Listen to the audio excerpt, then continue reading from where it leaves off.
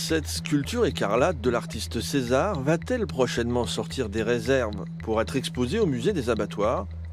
Tout dépendra du vote du public dans les semaines à venir. La compression fait partie de la sélection d'une soixantaine d'œuvres rassemblées sur cette frise par l'équipe du musée. La démarche est inhabituelle et séduit cette étudiante toulousaine. Je pense que c'est assez intéressant pour savoir ce qui va être le plus vu, le plus demandé. Ça permet de découvrir d'autres œuvres aussi que celles qui sont exposées. Donc oui, ça donnera envie de revenir. Initialement, l'exposition participative devait avoir lieu en 2020 pour fêter les 20 ans du musée. Le Covid en a décidé autrement. L'idée ressurgit en cette fin d'année.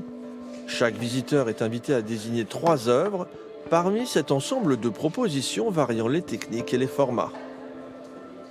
Ce qui est à gagner, c'est de pouvoir voir l'œuvre que vous avez envie de voir. Et puis on espère qu'un maximum de votants viendront pour le vernissage de l'exposition.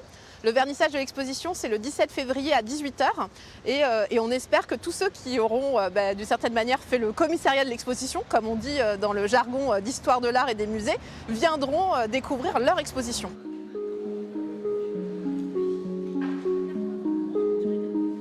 Moi j'ai choisi le verre d'eau, la 33, une sculpture.